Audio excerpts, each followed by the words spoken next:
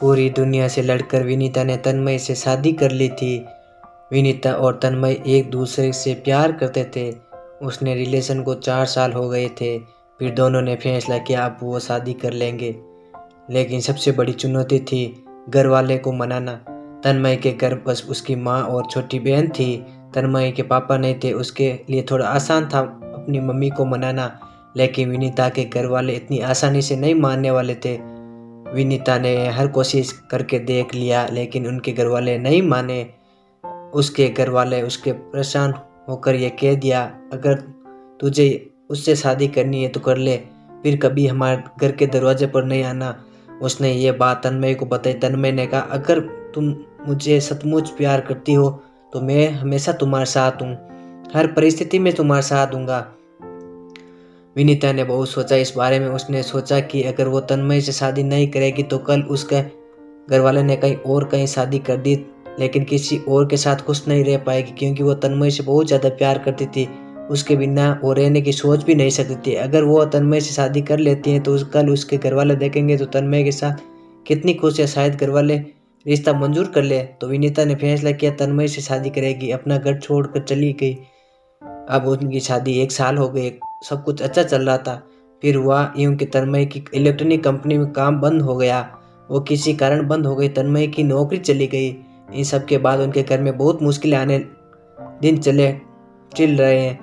तन्मय दूसरी नौकरी ढूंढ रहा लेकिन कहीं नहीं मिल रही। विनीता ब्यूटी पार्लर चलाती थी, उससे जो पैसे आते थे उन्हीं से घर चलता था। तन्मय भी बहुत परेशान रहता था, रोज शाम दारू पीकर घर आ जाता था, घर में हंगामा करता था। विनीता उसे कितना समझाती, नहीं किया करो ऐसा, सब ठीक नहीं है, सब ठीक हो जाएगा, तुम्हें जल्दी नौकरी मिल जाएगी। तन्मय उसे डांट कर दूर कर देता। यह सब विनीता से बहुत परेशान हो गई। मैं अपना सब कुछ छोड़कर तन्मय से शादी की, ये सब हो रहा है। उसके मम्मी पापा की बहुत याद आने लगी किंतु उनसे वो बात भी नहीं कर सकती जो घर छोड़कर आई थी। 1 महीना हो गया था, सब कुछ ठीक नहीं हो रहा था। तन्मय रोज दारू पीकर घर में हंगामा करता था। माँ ने बहन ने भी समझाया। विनीता अपने हिसाब से तन्मय को नौकरी ढूंढ रही थी। एक बार नौकरी विनीता ने ढूंढी और मिल गई, फिर 15 दिन के बाद छोड़ दी। उस सब के बाद विनीता तन्मय के साथ प्यार से पेश आती थी। तन्मय पूरा दिन घर पर रहता था और विनीता पूरा दिन ब्यूटी पार्लर में काम करती थी। शाम को जब घर आती तो सबके लिए खाना बनाती, घर का काम करती।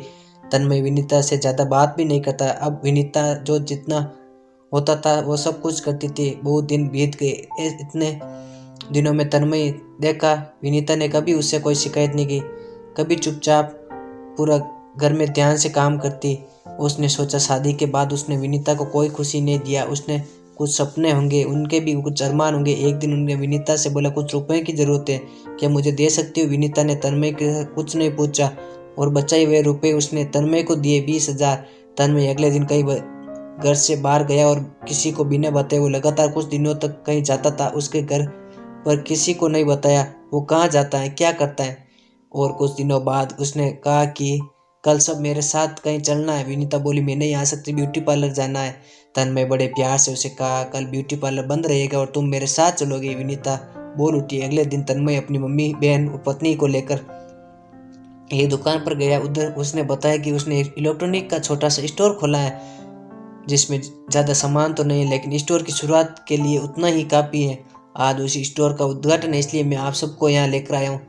अब विनीता को समझ आएगा तन्मय इतने दिन से कहाँ जाता है और क्या करता है। वो ये स्टोर के काम में लगा हुआ था।